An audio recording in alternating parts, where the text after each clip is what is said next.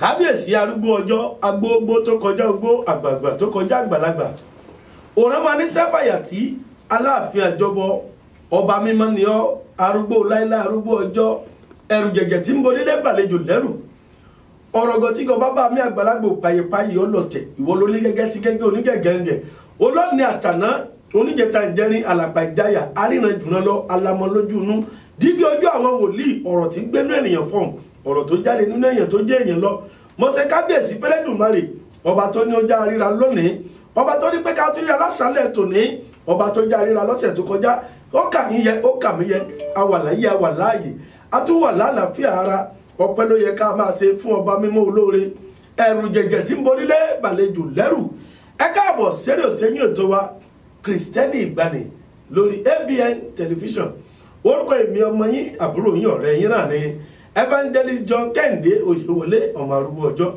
ẹ káàbọ̀ sórí ètò tòní tó lónìí yìí àwọn Yorùbá máa sọ wípé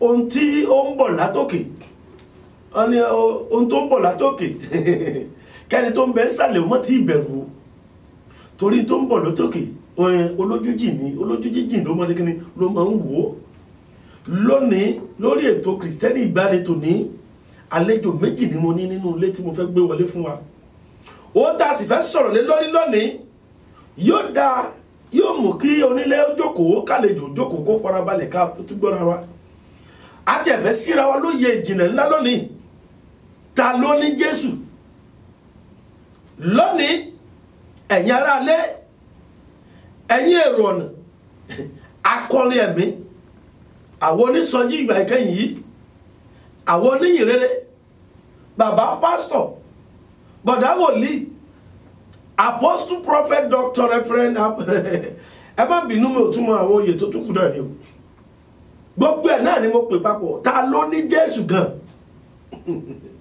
ṣé Jésù ń bẹ nínú ayé wa tó o bá ní Jésù tó dá ọ lójú kí lorúkọ tí Jésù ń jẹ́ ta ló ní Jésù lórí ètò yìí lónìí a ó tú pẹrẹpẹrẹ sílẹ̀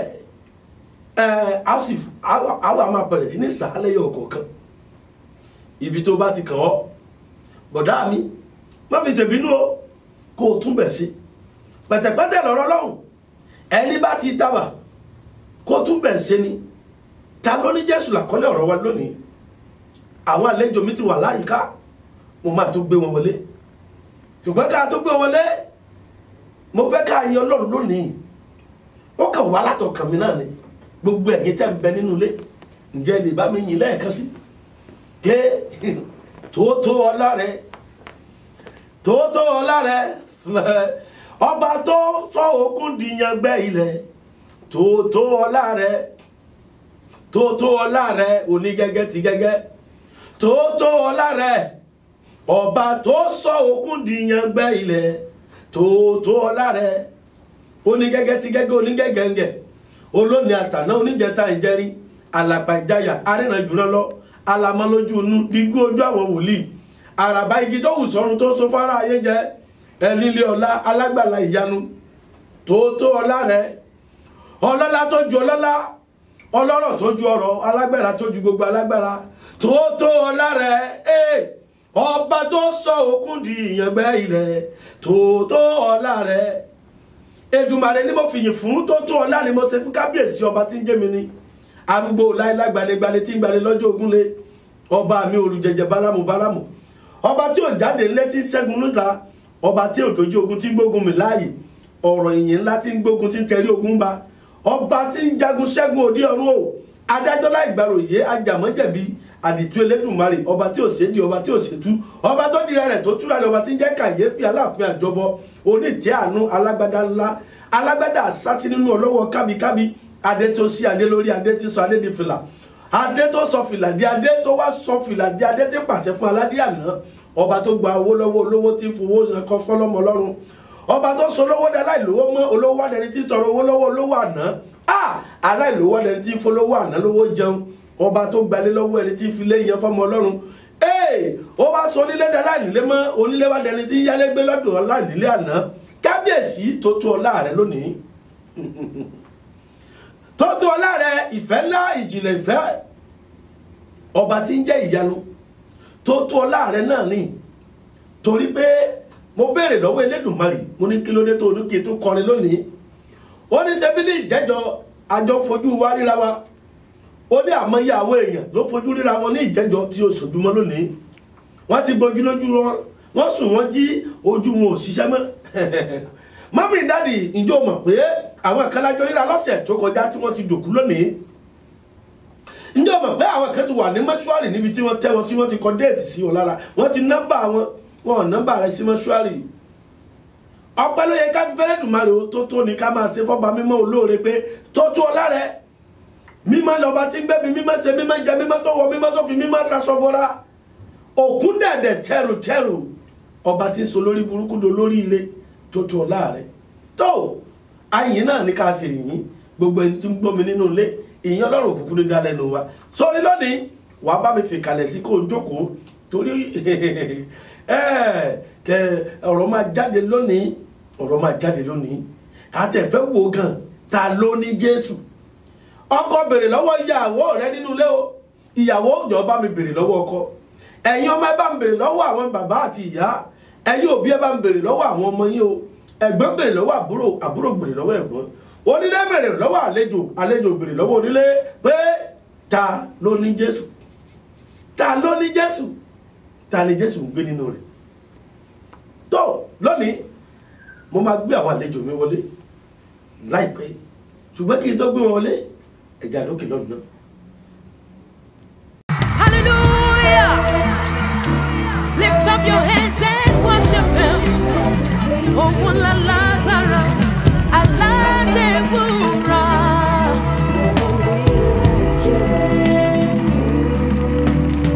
Big, strong and mighty, a glorious God. We magnify your name.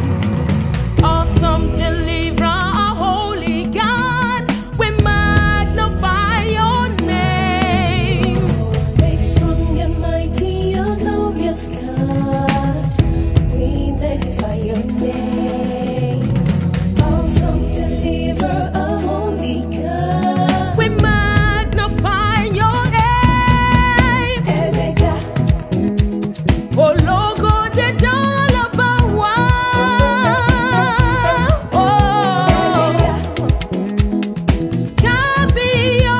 Kábíyèsí.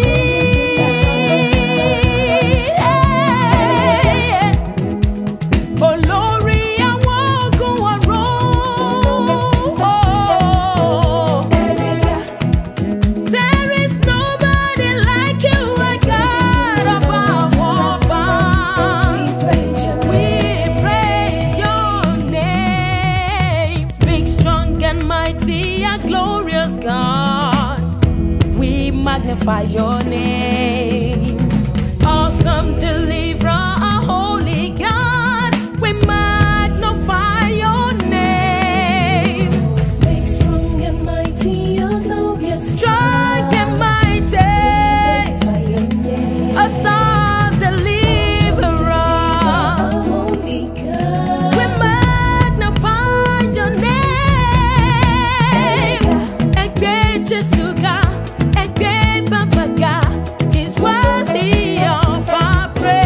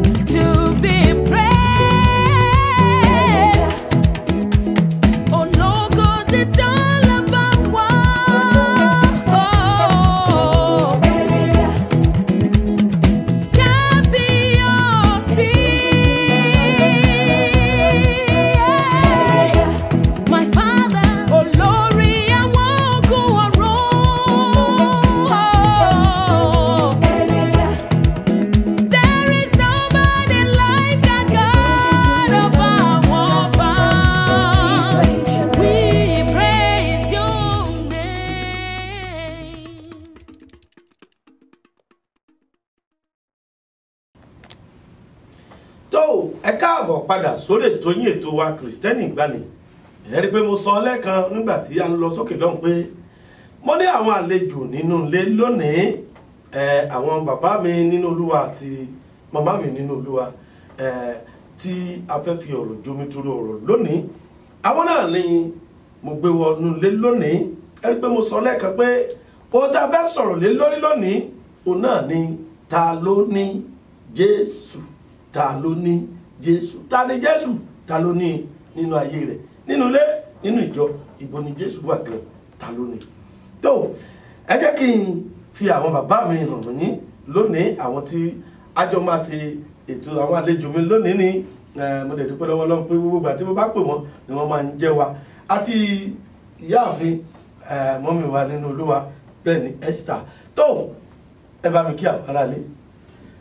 Gbogbo ẹ̀yin tẹ́ ń wò wá o, mo sọ gẹ́gẹ́ bí kò àti èrìjú Olódùmarè pé kí àlàáfíà Ọlọ́run kó máa bá yín gbé.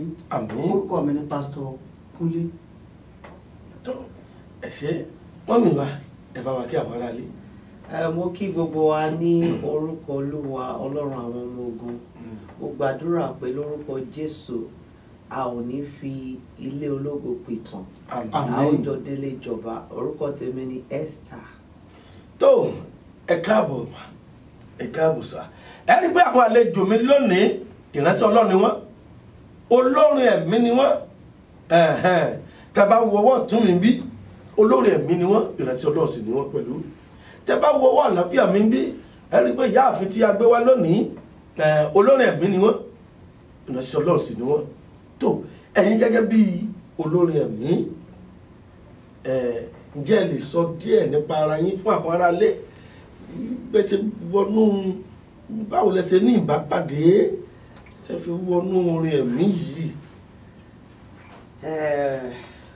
Mo kí yín bàbá wa, ẹ kú iṣẹ́ Olúwa. Ọlọ́run á máa sọ agbára dé ọ̀tun. Àmín. Ìbéèrè tẹ́ béèrè gbogbo èèyàn ló máa ń béèrè. Oore ọ̀fẹ́ ni mo rí gbà gẹ́gẹ́ bí ènìyàn. Bí mo ṣe wọnú iṣẹ́ ìránṣẹ́ orin, I think mo ti bẹ̀rẹ̀ láti ọmọ kékeré. Màmá mi jẹ́ nínú iṣẹ́ ìránṣẹ́ Ọlọ́run ni wọ́n dẹ̀ jẹ́ àwọn agbẹ̀bí. So nígbà yẹn wọ́n máa ń force mi pé o gbọ́dọ̀ lọ sí ilé ẹ̀kọ́ bọ́n ṣe ń gún abẹ́rẹ́, ṣùgbọ́n ìgbà tọ́lọ́run máa kọ sí wọn, Ọlọ́run kọ sí mi, mi ò mọ bí mo ṣe fẹ́ bá wọn sọ, ṣùgbọ́n Ọlọ́run kọ sí wọn fúnra ẹ̀. And since then mo dúpẹ́ lọ́wọ́ Ọlọ́run fún oore ọ̀fẹ́ àti àǹfààní tó fún mi láti ṣiṣẹ́ fún un. So ògo ni forúkọ ẹ̀ lókè ọ̀run. Hallelujah. Tó ẹ ṣé ìyáàfin. Tó ẹ rí wípé láti ìgbà tí mo ti ń gbé pásítọ̀ mi wá, mi ò tí ì béèrè ìbéèrè lọ́wọ́ wọn torí ọ̀pọ̀lọpọ̀ àwọn tó wà nílé gan bóyá lómi ò tí ì mọ̀ pé olórin ẹ̀mí ni yín. Tó dáàdì wa, ǹjẹ́ lè bá wa sọ ní fẹ́rẹ́ńjógí báyìí ṣe wọnú iṣẹ́ ìyìn rere orin kíkọ? Iṣẹ́ ilé mi, ìdílé tá a bí mi sí ìkọjá méjì sista wa, ìdílé mùsùlùmí wọ́n bá wá sí, àwọn ògbórí ńlé. Kódà gan ńgbà tá a bá fẹ́ jí wéré ńgbà yẹn tá a mọ̀ sí, bá bá fẹ́ jí sáàrì, mo fẹ́ líìdì orin, wọ́n á lóun mi ọ̀dà. N kò ṣe, mo tún kò ń bẹ̀, mo tún gbé lọ́dọ̀ grandpa wa kan, lérí ìdàlà wọn ní CMS. Àwọn alágbára akọrin, wọ́n bá fẹ́ líìdì orin, wọ́n á fẹ́ kọrin, wọ́n á lóun mi ọ̀dà. Ṣùgbọ́n ní ọjọ́ tí mo bá Kristi pàdé, tí mo fi ayé mi fún Kristi, ohun tí wọ́n ní kò dùn, Ọlọ́run mọ̀ foyín sí i. Ọlọ́run foyín sí i. Nígbà tí mo fi ayé mi fún Kristi pa, ẹ̀bùn tí Ọlọ́run kọ́kọ́ fi ta mí lọ́rẹ ni ẹ̀bùn ewì kíké. Lẹ́yìn ewì kíké yìí, láì lọ sùkú orin, ó tún fi composition sí. Mo ń kọrin fáwọn, mo ń compose orin fáwọn choirs nínú ìjọ wa lẹ́kọ̀ọ́ta. Wọ́n wá bá mi children department, music director, wọ́n ní ọya ẹba àwọn tíìmù tá a fẹ́ lórí ká compose orin. A sì kọ́ nípasẹ̀ ẹ̀mí mímọ́. Bí ọ̀rọ̀ orin ṣe bẹ̀rẹ̀ nìyẹn. Nígbà tá a bẹ̀rẹ̀ ewu yẹn, Ọlọ́run tó lo màmá wa pastor Mrs. Folú Adébóyè, àwọn ni wọ́n mentor mi. That is our mommy Gio. Àná wọ́n bá gbé ìwé yẹn kalẹ̀ wọ́n á fojú ẹ̀mí wò wọ́n á correct tó bẹ́ẹ̀ díẹ̀ torí pé at a very tender age ó ní mo fi ayé mi fún Kristi at age of 15 ó ní mo ti bá Kristi pàdé tí Ọlọ́run dẹ̀ ti bẹ̀rẹ̀ sí ní jẹ́ kí orin yẹn báwa náà ṣe ń kọrin nìyẹn tẹ́lẹ̀ wípé àwa náà wá sáwo kan tó wá dìlú mọ́ọ̀ká ewì náà ni o àdàpọ̀ mọ́rin àti ti Igbo àti ti Hausa àti gbogbo ẹ̀ wà ń bẹ̀ ọ̀tàdé Jos orin lọ́sàrà mọ́tò àkọ́kọ́ fún mi lọ́ra mọ́tò àkọ́kọ́ fún mi ọ̀tàdé East ọ̀tàdé West káàkiri àti ìsàwọ̀ púpọ̀ náà àti ìṣẹ́jú 15 péré lọ. Ọlọ́run sí tó ẹ rí i pé àwọn olórin mo gbé wá lónìí tó kí la fẹ́ sọ̀rọ̀ lé lórí lónìí ẹ rí i pé mo sọ lẹ́ẹ̀kan pé ta ló ní Jésù ìbéèrè yìí ni mo fẹ́ béèrè lọ́wọ́ ìyáàfin ẹ̀yin gẹ́gẹ́ bí olórin àti ó dá mi lójú pé ẹ ti máa lọ káàkiri pé wọ́n ń pè yín síbi prógrámù ìsọjí wọ́n ń pè yín síbi wedding wọ́n pè yín ní lórílẹ̀‐èdè Nàìjíríà Amẹ́ríkà Canada London ẹ̀yin gẹ́gẹ́ bí olórin ẹ̀mí tí ẹ sì wà láàrin àwọn olórin ta ló ní Jésù ìbéèrè yìí ni mo ní kí n béèrè lọ́wọ́ wa ta ló ní Jésù. Ìbéèrè yẹn ẹni tí òye ẹ̀mí ò bá yé kò lè fi bẹ́ẹ̀ understand ìbéèrè yẹn. Bẹ́ẹ̀ ni a lè béèrè ta ló ní Jésù gbogbo èèyàn á ní mo ní Jésù òpùrọ́ kan á ní mo ní Jésù alágbèrè á ní mo ní gbogbo àìmọye ìránṣẹ́ Ọlọ́run mo ní Jésù náà ni torí pé òye yẹn ò yé wọn. Ìgbà tí mo kọ́kọ́ gbọ́ nípa ta ló níbẹ̀ ṣe sọ ta ló ní Jésù yẹn orin kan ló kọ́kọ́ wá sọ́kàn mi. Má jẹ́ kó bọ́ o má jẹ́ kó bọ́ sọnù lọ́wọ́ mi má jẹ́ kó bọ́ o má jẹ́ kó bọ́ sọnù lọ́wọ́ mi Jésù Olúwa má jẹ́ kó ṣí o ẹ̀rí ìgbàlà mi o má jẹ́ kó bọ́ sọnù lọ́wọ́ mi.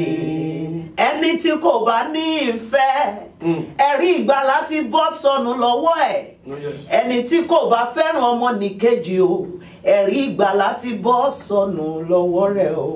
Jésù Olúwa má jẹ́ kó ṣí o ẹ̀rí ìgbàlà mi o má jẹ́ kó bọ́ sọnù lọ́wọ́ mi. Jésù gangan ni ìfẹ́. Ẹni tí ò bá sì tó bá sọ pé ò ní Jésù tí ò nífẹ̀ẹ́ kò ní Jésù. Ìdáhùn tèmi nìyẹn sá.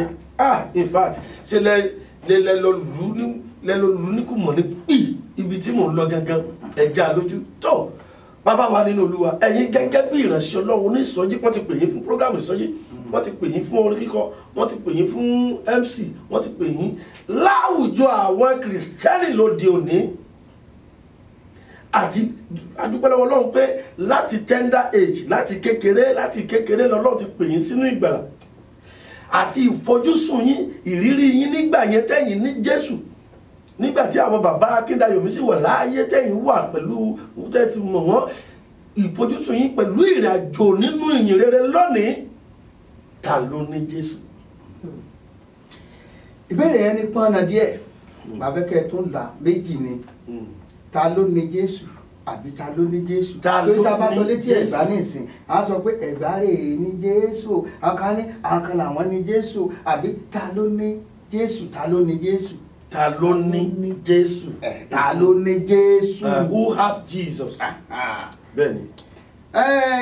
Èèyàn lè lówó kọ́mọ ní Jésù èèyàn lè nípò kọ́mọ ní Jésù èèyàn lè jẹ́ ọba kọ́mọ ní Jésù èèyàn lè jẹ́ ọmọ bíṣọ́ọ̀bù kọ́mọ ní Jésù èèyàn lè jẹ́ bíṣọ́ọ̀bù gan kọ́mọ ní Jésù. Ọ̀pọ̀ ọgbà ńlọ́jẹ́ wípé a ní àwọn nǹkan mèremère òtayé yìí ṣùgbọ́n tí ò sí Jésù nù ayé èèyàn. ẹni tó ní Jésù ó ní ẹni tí ó káwọ́ rẹ̀ sókè, ó gbára rẹ̀ gẹ́gẹ́ bí ẹlẹ́ṣẹ̀ tó sì wá sọ pé Olúwa o, ẹ̀ṣẹ̀ yìí o, òun ronúpìwàdà, òun dálẹ̀ lénìí, òun wá fi ayé òun fún Kristi pé Jésù Olúwa máa bọ̀ wá sáyé mi, jẹ́ Olúwa mi, jẹ́ olùgbàlà mi láti òní lọ. Gbogbo nǹkan tó o bá ti sọ pé máa ṣe, òní máa ṣe. Ẹni tó ní Jésù nìyẹn. Ìyẹn ni Jésù ṣe sọ wípé àwọn àgùntàn mi gbọ́ ohùn mi, wọ́n sì mọ̀ mí. Ẹni tó ní Jésù, ìgbé ayé ẹ̀ yóò fi wá Kristi hàn. Ìmọ́lẹ̀ Kristi yóò hàn nú ayé ẹ̀. Ìgbé ayé ẹ̀ yóò so èso Kristi. Ìsọ̀rọ̀ sí ẹ̀ yóò so èso Kristi. Ìhùwàsí ẹ̀ yóò so èso Kristi. Wọ́n ní ní Áńtíókù, olè àti kọ́kọ́ pe àwọn ọmọ ẹ̀yìn ní Kírísítẹ́nì nítorí pé ìṣesí wọn, ìwọlé wọn, ọba ti Kristi mú. Ọba ti Kristi mú, ìgbésí ayé wa yóò bá ti Kristi mú. Ẹni tó ní Kristi nìyẹn, ó ní ìwà ẹ̀. Jésù gan sọ fún wa, ó láwọn kan wà lọ́jọ́ yẹn, ẹ bá ka Mátíù orí keje, wá lọ sọ àwọn 22 gangan yẹn. Ó nígbà tí ọjọ́ náà ọlọ́pàá ó wá sí ọ̀dọ̀ mi, wọ́n sọ pé lórúkọ rẹ̀ amọ̀síṣẹ́ yánu, amọ̀dábírà, bíṣọ̀bù ni wá, àwa wòlíì, àwa evangelist, àwa ní gbogbo ẹ̀. Inú wọn sọ pé wọn ò mọ̀ ìrírí, ẹ̀yin oníṣẹ́ ẹ̀ṣẹ̀ ẹ kúrò lọ́dọ̀ mi. Yẹni pé wọn sínú àwọn tiẹ̀. Ìgbà tí Kristi gan wà láyé, wọn ò mẹ́ni tí Kristi ṣe. Tó ẹ ṣé bàbá wa, ibi tí ẹ fi dá mi lóyìn ni màá fi kí yín lẹ́yìn tí mo fi máa béèrè ìbéèrè mi. Ibi tí ẹ fi dá mi lóhùn ni ìwé Jòhánù orí 15 ẹsẹ̀ 4. John chapter 15 number 4. Remain in me as I also remain in you. No branch can bear fruit by itself. It must remain in the vine. Neither can you bear fruit unless you remain in me. Ta ló ní Jésù ìbéèrè mi lónìí tí ìyáàfin fi dá wa lóhùn. Ó náà lábàá rí ní ẹsẹ̀ ìkẹsàn-án verse 15 in chapter 15 of number 9.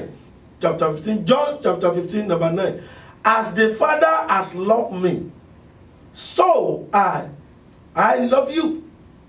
Now remain in my love. If you keep my command, you remain in my love, just as I have kept my Father's command and remain in his love. Ẹ wá gbọ́ bí tó tẹ̀lé o. Ó wá sọ báyìí, ó ní, my command is this: love each other as I have loved you. Ta ló ní Jésù? Ẹ̀yin gẹ́gẹ́ bí olórí. Ìyáàfin Esther. Nínú ìyìnrere orin lóde òní, ǹjẹ́ Jésù farahàn láàrin àwọn olórin lóde òní? Gẹ́gẹ́ bí ìdáhùn yẹn, ẹnikẹ́ni tí ó bá lóun ní Jésù tí ò ní ìfẹ́, ó túmọ̀ sí pé kò ní Jésù. Torí pé Jésù gangan ni ìfẹ́. Ó gangan ni àpẹẹrẹ ìfẹ́. Ó ní pé èyí ni òfin mi. Tí Jésù bá jẹ́ ìfẹ́, ó túmọ̀ sí pé kìí ṣe pé mo lẹ́bùn, kìí ṣe pé mo ń ríran, kìí ṣe pé mo ń ṣe ìsọjí. Tó gẹ́gẹ́ bí ẹ̀yin olórin, àwọn náà olórin àti ìránṣẹ́ Ọlọ́run. So bí màá ṣe pín ní àwa dúró nídùú olórin àti ìránṣẹ́ Ọlọ́run, ẹ̀yin náà dúró nídùú olórin ẹ̀mí àti ìránṣẹ́ Ọlọ́run. Tó ẹ̀yin gẹ́gẹ́ bí olórin nínú ìyìnrere orin lóde òní, ǹjẹ́ a lè rí ìfarahàn ìfẹ́? Ṣé Jésù wà? Ta lè lè sọ pé ṣé Jésù sì wà láàrin àwọn olórin bíi tàtijọ́? Tá bá ní ká sọ ní tòótọ́, bàbá mi Kúnlé ọmọ Aláàfin Ọ̀run, wọ́n lè jẹ́rìí sí dáadáa torí àwa gbọ́njú mọ̀ wọ́n ni. Kò sí ìfẹ́ bíi tàtijọ́ mọ́. Nínú ìrere orin, nínú iṣẹ́ ìránṣẹ́ orin, àwọn ọgọ́ táwa gbọ́njú mọ̀ nígbà yẹn, mo dúpẹ́ lọ́wọ́ Ọlọ́run fún ìgbé ayé bàbá.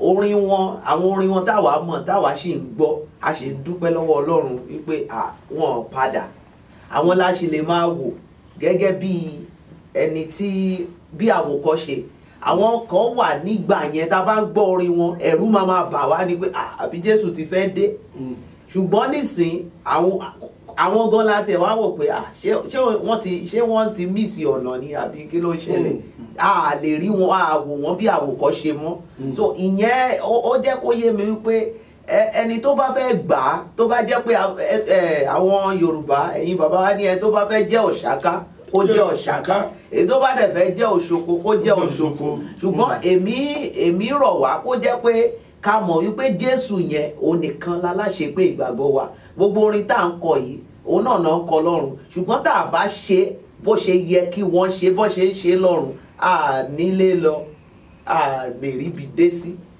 mo kò sí Jésù bíi ti tàtijọ́ mọ́ nínú iṣẹ́ ìránṣẹ́ orin orí owó torí ká ṣàlè rí owó ìyẹn ní nǹkan tá a dẹ̀ ń ṣe lọ́wọ́ báyìí. ẹ ṣe ìyá wa tó ibi tí wọ́n parí ọ̀rọ̀ yẹn sí ni mo ti máa béèrè lọ́wọ́ yín ká tó lọ sókè náà bàbá wa ní Olúwa tí ò bá sí Jésù bíi tàtijọ́ láàrin àwọn olórin mọ́ tí wọ́n dẹ̀ sọ pé àwọn ní ìfẹ́ ara wọn irú ìfẹ́ wo ló wá wà láàrin àwọn olórin ẹ̀mí tòde òní ìfẹ́ kí ni.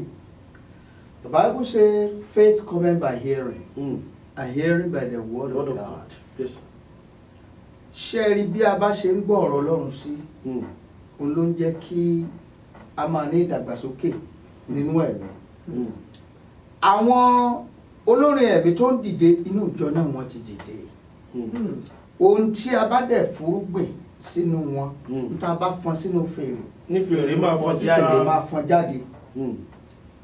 Ní ìgbà tí ọjọ́ wípé gbogbo wàásù tó ń jáde náà owó náà ni owó náà ni ìwọ tó bá dẹ̀ jẹ́ wípé orówó gbélẹ̀ wọ́n náà láàfi sípò ní òjò ìyẹn nìkan wá kọ́ nínú ìrírí tèmi àwọn kan wà tó yẹ pé nígbà tó dé àwọn àkókò kan ló di wípé àwọn chọ́ọ̀chì gan fúnra wọn olórin tó lè pèrò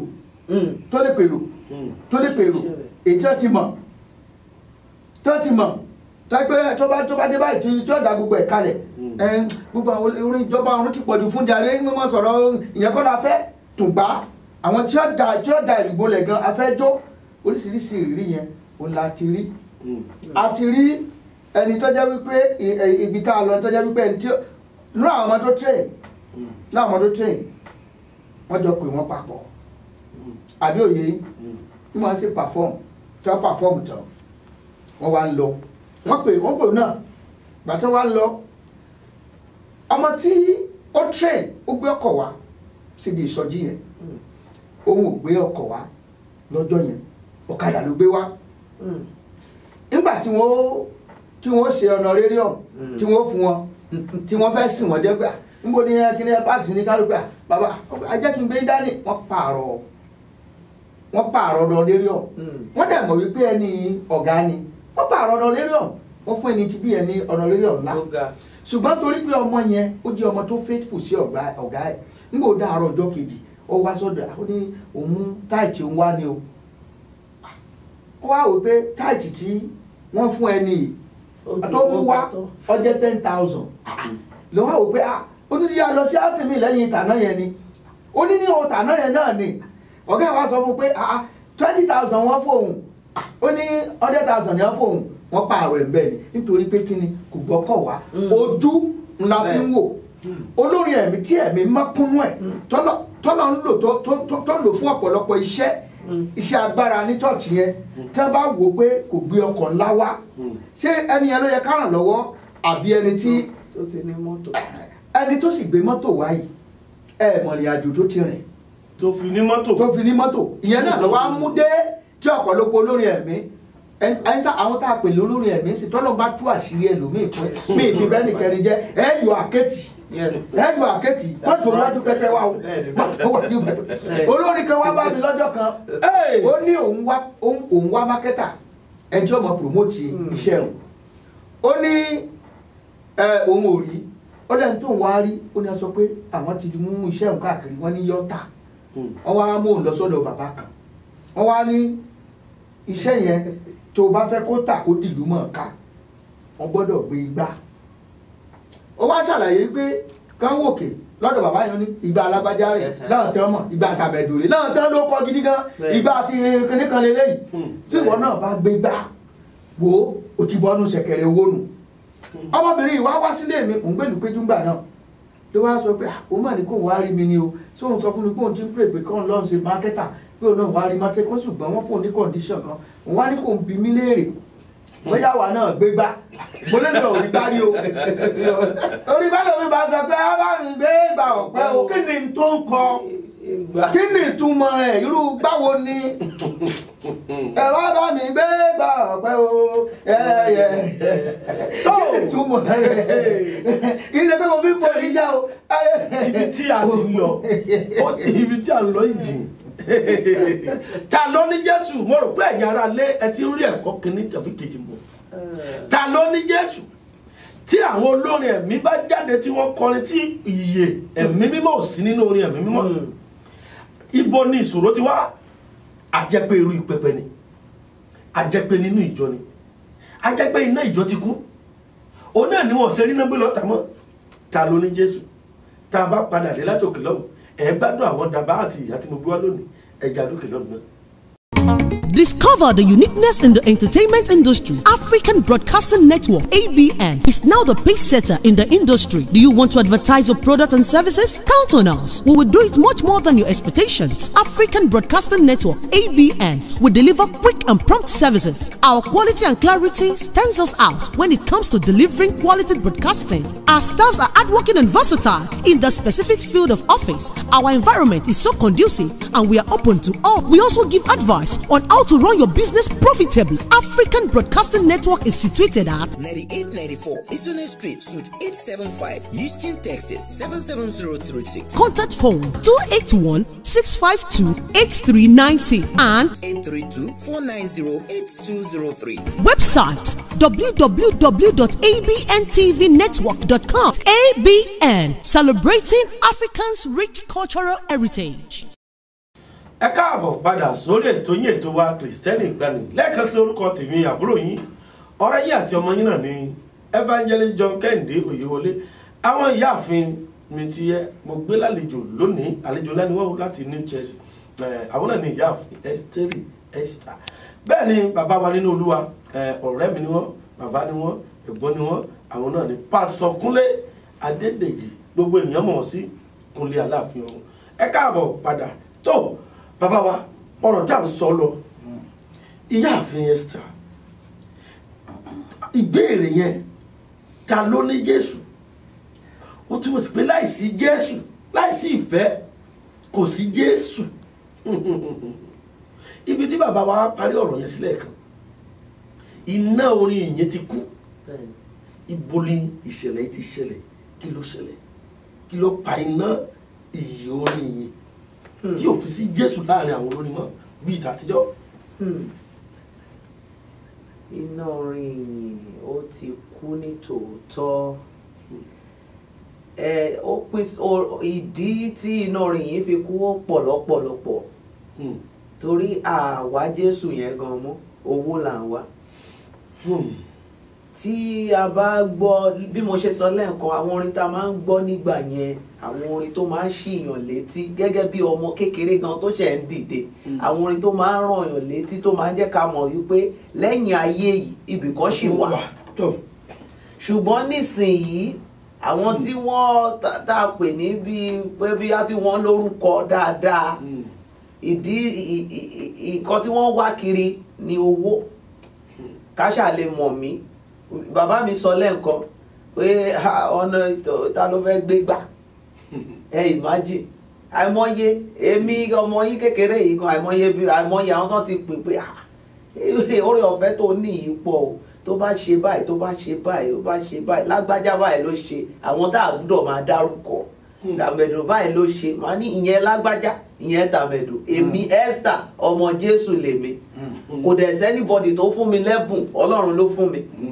so òun tó dẹ̀ fún mi ó mọ̀nà tó máa gbé gbà àwọn kan máa ń sọ mi fi mo sọ́rí láti sọ eléyìí lórí afẹ́fẹ́ kì í ṣe pé bóyá mo fi ń sọ àsọdùn ọlọ́run ò rán mi pé kí n sọ pé mo fẹ́ gba $1 million àbí wọ́n kìíní kan tí mo bá fẹ́ lọ ṣiṣẹ́ tó rán mi kò rán mi nìyẹn ṣùgbọ́n torí pé àwọn gan tá a pè ní ìránṣẹ́ ọlọ́run tá a pè láwọn tí wọ́n tó jẹ́ bàbá wa tí wọ́n ń wàásù ọ̀nà tí wọ́n ń gbé gbà ó ní agbára lọ́pọ̀lọpọ̀ mo kéré láti máa sọ ṣùgbọ́n tá a bá ní a ní Jésù ní tòótọ́ kí là ń jẹ́ káwọn èèyàn orin wo la fẹ́ kọ́ gbọ́ ṣé nǹkan ó wà láti inú wa bí nǹkan tí Jésù yẹn fẹ́ ká sọ fún àwọn ènìyàn ṣóun là ń sọ síta so ó ní agbára lọ́pọ̀lọpọ̀ ó dẹ̀ ṣe ni láàánú èmi máa rọ̀ wá ká padà sójú ọ̀nà yẹn òun ló lè pè é wá tá a bá fẹ́ kájọ máa kọ́ bí wọ́n ṣe ń kọ́ lọ́run ká padà sójú ọ̀nà yẹn ló pè é wá. ẹ ṣé bàbá wa nínú Olúwa kí n tó béèrè mi lọ́wọ́ yín mo fẹ́ ka ibì kan nínú ẹsẹ̀ Bíbélì 1 John chapter 4 number 16 and 19 1 John chapter 4 number 16 and 19 and so we know the love that God has for us and we trust that love God is love. Those who live in love live in God and God lives in them. We love because God first loved us. Bàbá wa nínú Olúwa gẹ́gẹ́ bí ọ̀rọ̀ ìyáàfin ẹnikẹ́ni tí ò bá ní ìfẹ́ kò ní Jésù torí Jésù gangan ní ìfẹ́ kì í ṣe ìfẹ́ ilé tí a ń ṣe àyájọ́ rẹ̀ lónìí yìí o Valentine love o torí wọ́n ti yí sí oríṣiríṣi ìfẹ́ Valentine love ti di oríṣiríṣi báyìí. àìmọye destiny tí ó forí san pọ́n báyìí. so Valentine love mi báyìí ẹlòmíì a lọ sínkì sínú swimming pool ẹlòmíì tí òkun máa Valentine afálẹ̀ lọ. bàbá wa nínú Olúwa ìfẹ́ tá à ń sọ nípa rẹ̀ ní ìfẹ́ Jésù ta ló ní Jésù ibo ni ìṣòro ti wá gan kí ló ń gba Jésù lọ́wọ́ àwọn ènìyàn kí ló ń paná ìfẹ́ tí láàrin àwọn ìránṣẹ́ Ọlọ́run ẹ̀yin gẹ́gẹ́ bí ìránṣẹ́ Ọlọ́run ǹjẹ́ ẹ rí iná ìfẹ́ yẹn ṣé iná ìfẹ́ yẹn sì wà kí ló ń fà tí iná ìfẹ́ yẹn ò wà mọ́ bíi tàtijọ́ kí ló ń pa àwọn olórin ẹ̀mí lára. ṣe rí ta bá pé kò sí ìfẹ́ mọ́ ìfẹ́ wà nígbà tá a sọ pé Ọlọ́run ò sí exist mọ́ ìfẹ́ wà ó dúró ó ń wò wá ṣùgbọ́n tó bá fààyè gbà òun náà ni ó jẹ fún. ó ní èmi dúró lẹ́nu ọ̀nà mo sì ń kànlẹ̀kùn. òun náà ni ìfẹ́ yẹn ó jẹ fún ni ó jẹ fún ẹ bá ka bí tẹ́ǹkà yẹn lọ dáadáa ó ní ebi pa arákùnrin rẹ̀ ó wá sọ fún pé má lọ God bless you and be filled òfin nǹkan tí ara ń fẹ́ òfin fún un bó ní ṣe ìfẹ́ wá dà bẹ́ẹ̀ ìfẹ́ tí a fi hàn ó gbọ́dọ̀ ní ìṣe kì í ṣe wípé ìfẹ́ kákan mọ́ tanra wa jẹ lásán àkúra wa jọ sínú church ebi ń pa àwọn kan ń gbé Olúwa ràn wá lọ́wọ́ láti wọ́n sọ pé Olúwa ràn wá lọ́wọ́ it is well nígbà tí ọ̀wẹ́ it is well náà nígbà tí ọ̀wẹ́ ó sì ní nǹkan tó lè fi lè wẹ̀ onílọ́wọ́ ọ̀wá ń pa á mọ́ra ó ní nǹkan tí arábìnrin yẹn tí ó fi wẹ̀ ó fi fún ebi pa ó dọ́dọ̀ ẹ ó ṣe lóore ẹgbọ́n tí Jésù sọ ó ní àwọn kan wà sọ́dọ̀ òun ó sọ fún ọ wípé ẹ kúrò lọ́dọ̀ mi ebi ọmọ yẹn rí ẹ̀yin oníṣẹ́ ẹ̀ṣẹ̀ ebi ń pa mí ẹ fún mi lóúnjẹ òǹgbẹ́ngbẹ́ mi ẹ fún mi lómi mo wà níhòòhò ẹ dáṣọ bò mí àwọn ìlú pé ọba àgbàwo la rí ọtá ṣe nǹkan wọ̀nyí níwọ̀n àgbà tí a ti ṣe fún ọ̀kan nínú àwọn arákùnrin àwọn kéékèèké tó gbà mí gbọ́ yìí ó ní èmi náà lè ṣe é sí a wá sọ fún àwọn kan ẹ káàbọ̀ sínú ọlá mi ebi ń pa mí ẹ̀yin mi ló jẹ aṣọ mo wà níhòòhò ẹ dáṣọ bò mí ṣùgbọ́n kí là ń ṣe lẹ́nìí òwò ara ilé ẹ owó kìíní yẹn ti mú orí ibi tó ti ń wàásù lánàá pàtẹ́ ó ti yí dandé àwọn ebi ti ná gan ọ̀dàbẹ̀ péjọ rẹ̀ gan ti fẹ́ close down sí yẹn là ń yọ̀ lé lórí nítorí yẹ kó o sunkún lé lórí ìránṣẹ́ arákùnrin yẹn ọlọ́run pè síṣẹ́ ìránṣẹ́ ìránṣẹ́ yóò tẹ̀síwájú mọ́ inú ẹ̀dẹ̀ dùn sí inú ẹ̀dẹ̀ dùn sí. ta ló ní Jésù. ṣé Jésù ló gbé rẹ̀ tòótọ́ nítorí yẹ kó báyìí nínú jẹ́ ni nítorí kó àbí arákùnrin kan wà ó ṣubú sínú ẹ̀ṣẹ̀ ọwá ni yọ arákùnrin yóò ti ná mi kí ni tèmi gbogbo gèrègèrè ó kúnlẹ̀ wá gbàdúrà fún ni Olúwa gbé arákùnrin dìde Olúwa dá padà sínú ìgbàgbọ́ kì í ṣe nǹkan tó yọ̀ lé lórí ṣùgbọ́n léèní lónìí àfọ̀tá ẹnu àfi ń para wa dànù à ń bá tọ́mọ nìkejì jẹ́ inú rìkísí inú ọ̀tẹ̀ amọ̀rẹ́ ni hihihihi God bless you God bless you tí ò dénú ẹ̀rín yàn àjẹ́ gan sàn jù ọ lọ oṣó gan sàn jù ọ lọ torí tó sọ bá ń ṣe yọmọ òun ṣe ọ ni ṣùgbọ́n wọ o ti pa tán o sì ń ba rẹ́rìn o sì ń ba rẹ́rìn o ti finish yẹ o ti slap eye o ti pín o ti kó sínú sàásùn ọbẹ̀ o ti sọ kẹ́kẹ́ it is well bro it is well it is well ṣe nígbà táwọn ti ẹ̀ṣẹ̀ bẹ̀rẹ̀ orí ẹ̀mí láti ẹ̀mí àwọn ti láwọn táwọn wọ́n ní kíní tó gbọ́ lè ràn wá lọ́wọ́ láwọn bá lọ bẹ́ẹ̀ bro. Have you prayed? Are you sure God is leading you to go and wax album? Is God leading you? But àwọn tí a lọ báyìí bá wọn níbi tí wọ́n ti fẹ́ ṣe àfihàn tí wọ́n fẹ́ ṣàṣehàn. But ọmọ Ọlọ́run tó yẹ kẹ́ encourage ẹ. Èyí tó mú mi lọ bí ìbéèrè kejì sá. Kí ló ṣẹlẹ̀ gan-an? Ṣé ìfẹ́ tí ò sí nínú ìjọ mọ́ ló mú kí àwọn oníyìn rere kan lọ máa wá ìrànlọ́wọ́ lọ́dọ̀ àwọn lẹ́sìn kejì fún promotion album wọn. ọ̀rọ̀ lálẹ́ sọ yẹn. ṣé kí ló ṣẹlẹ̀ tí àwọn inú iṣẹ́ ìránṣẹ́ gan. ẹ jẹ́ kí n wá sọ nǹkan kan. kí ló ṣẹlẹ̀ gan. ọmọ tí kìnìún bá bí kìnìún ló máa jọ a kì í gbin àlùbọ́sà kó wọ ẹ̀fọ́.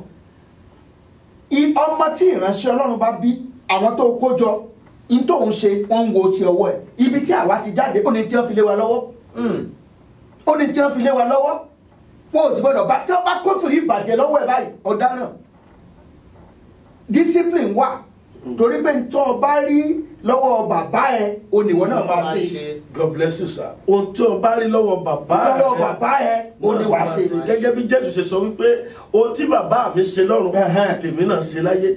èyí lọ́dọ̀ wa mú mi padà lọ sọ́dọ̀ yín mà. ṣé ohun tí Kristi ń ṣe ni gẹ́gẹ́ bí mo mọ̀ pé ẹ̀yin náà ṣáà ti lọ sí àwọn èyí tí bá àwọn ìránṣẹ́ Ọlọ́run pàdé lẹ́nìkejì kẹta ta ló ní Jésù ṣé tẹ́ mọ̀ pé tí Jésù bá ṣe ohun tí bàbá rẹ̀ ṣe ó túmọ̀ sí pé àwa náà gbọ́dọ̀ ṣe ohun tí Jésù ṣe àwọn ìrírí kọ̀ọ̀kan tẹ́ ẹ rí ṣe ohun tí Jésù ṣe náà là ń ṣe lóde òní ṣé Jésù yẹn sì wà. ní ọ̀pọ̀lọpọ̀ ìgbà sà ó lágbára o ìbéèrè yìí lágbára ìbéèrè tó jẹ́ pé téèyàn bá wà lórí ẹ̀ fún bí wákàtí mẹ́wàá a máa sọ lọ ni ọ̀pọ̀lọpọ̀ àwọn tó jẹ́ bàbá wa nínú Olúwa lénìí a bá ń lọ fún ministration mo sọ́rí láti sọ àwọn nǹkan tó fi ń lọ̀yàn gan kò jẹ́ kí ẹ mọ̀ pé bàbá mi ọkùnrin ni yín àwọn ìrírí yín tẹ̀yìn ti rí nípa ó tún yàtọ̀ sí tiwa nípa oore ọ̀fẹ́ Ọlọ́run mo gbàgbọ́ nínú Kristi mo sọ lẹ́ẹ̀kan òun ló fún mi lẹ́bùn mo dẹ̀ mọ̀ pé ó máa gbé mi dé ibi tó lágbára nípa bó ṣe fún mi àìmọye àwọn kan tó ti fi lọ̀ wá bí lágbájá ṣe ń ṣe ni kò tún ṣe nípa igbá gbígbé o ó yé ẹ̀yin o bá mi. àwọn ọ̀rọ̀ orí ọ̀tẹ̀ yìí obìnrin ọmọ tóbi ju tálẹ̀ sọ yẹn. ìyẹn tí a bá fàyè gbà bẹ́ẹ̀ ni. kèyé mi ni o. ọ̀nà rere ọ̀mù ìmí gan àdélé gan a máa wò pé ṣé mi ò ṣí ṣọ́ọ̀ṣì lọ báyìí ṣé torí nǹkan báyìí nǹkan fi ń lọ̀ wá àwọn ọ̀pọ̀lọpọ̀ nínú wa tá a jẹ́ obìnrin mò ń rọ̀ wá gẹ́gẹ́ bí ọmọ Ọlọ́run tòótọ́ tá a bá là gbà ẹ̀yin màmá mi tẹ́ ń wò mí nílé, ẹ̀yin ẹ̀gbọ́n mi nínú iṣẹ́ ìránṣẹ́ orin, ẹ jẹ́ ká padà sójú ọ̀nà. Torí pé a fẹ́ kí wọ́n mọ̀ wá mọ́ lágbájá pé èmi àti pásítọ̀ lágbájá la jọ ń ṣe, tó bá ti fi lọ̀ wọ́n wá dẹ̀ gbà. Ìyẹn kọ́ ló máa gbé wa délé. kí wọ́n fi lọ̀ wọ́n gan-an. àbí nígbà tí obìnrin ìránṣẹ́ Ọlọ́run bá lọ kọrin tó ṣe pé ìbálòpọ̀ la fi ń lọ́ra wa. Bẹ́ẹ̀ni. ní jẹ́ bẹ́ẹ̀. ẹ̀yin náà mọ̀ tó ń jẹ́ bẹ́ẹ̀, ẹ náà sojú ayé gbogbo aráalé. Àbí níbi tí ìránṣẹ́ Ọlọ́run, bàbá mi, níbi tí ìránṣẹ́ Ọlọ́run. sísà kan sọ fún mi nígbà kan náà, ó ló ń lọ mínísítà bí kan, ó sì pariwo sọ jí tó lé gidi gan. àwọn onígbà wọn tẹ̀ ṣe gbogbo ẹ̀ tán, ó tà dúró wọn fẹ́ fún oníyà hòtẹ́ẹ̀lì tí máa wá báwọn tí wàá ti gba Bẹ́ẹ̀ni. ọ̀nà rere ọ̀hún. Bẹ́ẹ̀ni.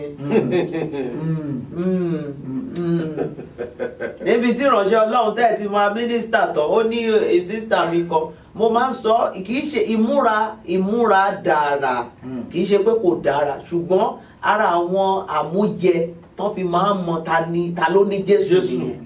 bọ̀ tí èsì gbẹ̀yìn sísítà náà ẹ máa ń lọ láti lọ pẹ́ẹ́sì ibi ibẹ̀ yẹn ni mò ń lọ bàbá mi. ara mi pé kò rọrùn fún pásítọ̀ náà láti ṣàdédé gbójú kúrò mọ́. Torí àwọn àmúyẹ irú èmi nísìnyí, àwọn kan sọ pé mi ò old school, pé mi ò gbọ́ báwo náà ṣe pé mi gbọ́ fashion, pé ó tiẹ̀ ìgbà tó tiẹ̀ wà Nàìjíríà gbọ́ ẹ̀, ó tún wà l'Amẹ́ríkà, ó yẹ kó ṣe báyìí, ó yẹ kó ṣe báyìí. náà àrán mi bẹ́ẹ̀ bàbá mi wọ́n no, torí èmi mo mọ nǹkan tó wà láàrin èmi àti Ọlọ́run, mo mọ májẹ̀mú tí mo bá dá. Tí ìbá ṣe pé oore ọ̀fẹ́ ó lè ká wá sọ ìrere nù, tí ìbá ṣe oore ọ̀fẹ́ mi ò lè wà níbi tí mo wà eléni, tí wàá ti dẹ́ni àgbégbìn. Sísítà yẹn sọ fún mi pé ìgbà tóun ṣe tán, òun mínísítà tán, ìránṣẹ́ Ọlọ́run kan sọ pé ó kọ̀ pé lórí aago, mo máa láìkí nǹkan tó pọ́n yẹn, ìránṣẹ́ Ọlọ́run tó pè èèyàn sí. kí ló pọ́n. Imagine. tó ẹ̀yin aráalé tí ẹ ti ń gbọ́ lónìí, ẹni pé mo sọ ní pẹ́rẹ́pẹ́rẹ́ agbó lónìí, ta ló ní Jésù tó báyìí o? irú Jésù wo lẹ́yìn ní nínú ilé? tí olórin bá wá, ẹ̀yin lẹ́ tún máa sọ orin tẹ́ ẹ fẹ́ fún. Wo orin tí wọ́n fẹ́, àwọn orin báyìí ní kó la fẹ́ kó kọ, àbí pásọ kó wọ́n ti sọ fún yín ní pé. àlọ́ irú wọn yìí pè mí o, kàjẹ́kẹ́ ló so sọ, olójú ẹni tí pè mí o, olójú ẹni tí pè mí o, torí mi nígbàgbọ́ wípé tí n bá ń kọrin ẹ̀mí ìyanu máa ń ṣẹlẹ̀. People fall under the anointing. Nígbà tá a bá ń kọrin, tá a yin Ọlọ́run kù, tá a yin dé ìkórìtà. ṣé mi yẹn lọ́wọ́ ìrìnsẹ̀ wàá dé lọ́mọ ọwọ́ yẹn God lànà. Oh my God. Ta ló ní Jésù ẹ̀yin aráalé?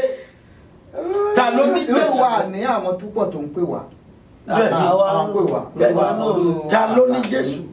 Kì í ṣe dandan kí gbogbo èèyàn máa pè èèyàn. Orúkọ náà wà. Èyí tí ó fi ògo fún Ọlọ́run, ibi tí ọba ti ní fògo fọ́lọ́run kò ní pè wá. Ṣùgbọ́n ibi tí ó ti fògo fọ́lọ́run, tọ́lọ́run ó ti gbà yìn, tí ó ti gba ògo, ibẹ̀ ni wọ́n ti pè wá, ibẹ̀ ni wọ́n ti pè wá. Ṣùgbọ́n ẹni tí ẹ̀mí Ọlọ́run ọba sínú ẹ̀, ẹ̀mí rẹ̀ ó takò tiẹ̀, àwa náà takò tiẹ̀, tó kò ní lè pè wá. Ta ló ní Jésù? Ibi tí ọ̀rọ̀ ń lọ náà sì nìyẹn. Ta ló ní Jésù lóde òní? Ìwọ ló ní Jésù nílé, ẹgbọ́n tí àwọn bàbá wa sọ àti ìyá fún. O ló ní Jésù, o ò dẹ̀ nífẹ̀ẹ́. Bíbélì sọ wípé tí o bá rí wípé o ní ìkùnsínú sí arákùnrin rẹ tó o sì fẹ́ dá ọrẹ, ó ní kó o tó dá ọrẹ yẹn kó o kọ́kọ́ lọ ṣe ìlàjà, kó o lọ ṣe ìparí ìjà láàrin ìwọ àti arákùnrin rẹ. Ṣùgbọ́n lóde òní olórin ẹ̀mí ni ọ́, ó sì ń bá àyàn kan yòdì, ó bá àyàn kan ṣọ̀tẹ̀, ó tún dúró lórí pẹpẹ Ọlọ́run alààyè, ó tún mú báìkì olóyin Ọlọ́run olóyin Ọlọ́run tó dámọ̀. Ẹ̀yin tẹ́tí ẹ̀sùn máa wòlíì, arábìnrin kan sọ̀rọ̀ kan fún mi, ó lọ sí ṣọ́ọ̀ṣì kan, mínísítà náà pọ̀ nbẹ̀, oníbàdàn ṣe wá lóhun, sísítà ẹ̀ṣẹ̀ dá mínísítì ilẹ̀ ni, bọ́dọ̀ ṣe wá lò ọlọ́kan lára àwọn tó wà nbẹ̀ ló bá pé òun láàkí bó ṣe ṣe mínísítà yẹn, ó ní òun dẹ̀ máa help ẹ̀, ó ní pé òun fẹ́ gbé àkáǹtì bàbá òun, òun máa gbé fún un, ó máa tún jẹ́ kí mínísítì ẹ̀ kó lọ. Kí ni ìtumọ̀ yẹn? Àwọn fẹ́ gbé àkáǹtì bàbá wọn fún. Ṣé sára ṣe wòlíì náà nù? Bank account. Kò yé mi. Bank account. àkáǹtì. ta ló ní Jésù wòlíì tó ní àkáǹtì ògùn lọ́wọ́ olùràpadà. ta ló ní Jésù ṣe ti rí ayé báyìí sáré tẹ̀ láyé àkáǹtì. ta ló ní Jésù abálájọ àwọn èèyàn jókòó sílé wọn làwọn ò fẹ́ lọ chọ́ọ̀chì mọ́ nítorí ìrírí tí wọ́n ti rí nínú ìjọ pásítọ̀ ti ń gbé àwọn ọmọ ìjọ lòdì sí pásítọ̀ mi ó wá ń kó àwọn ọmọ ìjọ rẹ̀ lòdì sí pásítọ̀ mi nítorí kíni ìfẹ́ owó tó fẹ́ gbà lọ́wọ́ wọn torí kí ló fi dá chọ́ọ̀chì lẹ̀ torí kí ló fi wọnú iṣẹ́ ìrànṣẹ́ orin gan ta ló ní Jésù Jésù tó ní tí ò gbọ́nà sílẹ̀ ó ní ẹnikẹ́ni tó bá ní ìfẹ́ mi kó pa òfin mi mọ́ ó ní my commandment is this love one each other as I have loved you ó ní if you are my friend do what I command tó o bá jẹ́ ọ̀rẹ́ mi tó o bá náà ní Jésù wàá pa òfin Jésù mọ́ abalájọ tí iná orí pẹpẹ ti kú ara àwọn tó láwọn ní Jésù arábìnrin kan ó lóun ojú Ọlọ́run fọ́mọ ó bá lọ sí ọ̀dọ̀ wòlíì wọn apúrè nígbà tán gbàdúrà tán wòlíì ní nǹkan kan wọ́n fi nǹkan kan sísàlẹ̀ inú ẹ̀ wọ́n fi nǹkan kan sísàlẹ̀ inú ẹ̀ ní pé tó o bá ti ní àjọṣepọ̀ pẹ̀lú ẹ̀ tí wọ́n ti ṣe abẹ lọ́dọ̀ tí wọ́n ní. tó o bá ti ní àjọṣepọ̀ yẹn ní tí wọ́n fi sísàlẹ̀ inú yẹn ó máa jáde. ó máa mú kúrò lẹ́yìn yẹn kó lọ bá ọkọ ẹ̀ á rí i pé ó máa dúró ni. ìkan ti ẹ̀wà tó ṣẹlẹ̀ báwọn. tẹ́mọ̀ ẹni náà pásítọ̀ ni pásítọ̀ lọ́kọ̀ obìnrin. ọlọ́run méje yóò nípọ̀njú torí ìpọ̀njú tẹ́lómi ṣe ló ń kó sọ́wọ́ àwọn gbájú ẹ̀ wòlíì yìí. ọba ìyẹn ti gba 45,000 naira lọ́wọ́ wọn ó ti ní ká pẹran ó ní ká ṣe wo oríṣiríṣi ó wá lóun fẹ́ ṣe fáínà iṣẹ́ ó wá ní tò ó ní tí òun rí ni wípé àwọn ayé ti fi obì àbàtà olójú mẹ́fà ṣiṣẹ́ sójú ara arábìnrin à ń sì gbọ́dọ̀ yọ kó lọ gbàṣẹ wá lọ́dọ̀ ọkọ ẹ̀ náà dẹ̀ yọ̀ǹda ẹ̀ka tá a jọ ń pè yẹn lọ́wọ́ sọ fún pé ọlọ́run wá sọ pé alàgbà òun wá lọ bá gbé alàgbà ibi tí wọ́n ti fẹ́ yọ kíní iṣẹ́ mọ̀ pé ibi tó gbẹgẹ́ ni o ẹ̀yin náà dẹ̀ fọwọ́ sí bí iye rẹ̀ ṣe sí nìyẹn ló bá lọ bá àwọn ọ̀yọ́ kíní ìmọ̀ àwọn ọ̀yọ́ kíní ìmọ̀ ó ní oníyàn bá sọ fún pé ṣe pásọ̀ lẹ́yìn náà pèrè ayé kíní kó dùn ṣe lẹ́yìn náà ṣe ọlọ́run ti ẹ̀ yọ yín kánò ń yọ ni òun gbà ìyàwó yín tán yányánu kò tún lísìn sí mọ́ láyé wọ́n pọ̀ bẹ́ẹ̀ yẹn káàkiri ẹ wo ẹ̀yin ènìyàn tá a bá ní ìṣòro ọlọ́run mọ̀jẹ̀ á ní ìṣòro bẹ́ẹ̀ bá ní ìṣòro má sáré kọjá bó ṣe yẹ wá ibi tí wọ́n ti ń sọ̀rọ̀ ọlọ́run lótìtú àti lódodo má jẹ́ kéèyàn kan fi agbagba yìí kan iná kan jó bì kan kíní kan ṣẹlẹ̀ bì kan o ẹni kan báìbù ẹ wà ń bẹ tá a máa sọ fáwọn ènìyàn nìyẹn báìbù ẹ wà ń bẹ ká ọ̀rọ̀ ọlọ́run lọ́sẹ̀ tó kọjá ń sè àkọ́ àwọn ènìyàn bó ṣe lè ṣe self deliverance bó ṣe lè gbàdúrà fúnra rẹ̀ tó ṣiṣẹ́ ìdáǹdè pẹ̀lú àwẹ̀ àti àdúrà ṣùgbọ́n nígbà tí wọ́n gan ó ṣe tá ó tiẹ̀ ṣe tá àti fetí sí tí wọ́n ti fẹ́ gbọ́rọ̀ ọlọ́run ibi tí wọ́n ti ń ṣe oríṣiríṣi tí wọ́n yànṣẹ́ fún ọ iṣẹ́ oríṣiríṣi sọ̀rọ̀ lọ́wọ́ ìbáyìí táwọn kan bá tún station lọ́dọ̀ wa ọmọkùnrin tún ni ìjọba gbé kó bẹ́ẹ̀ ni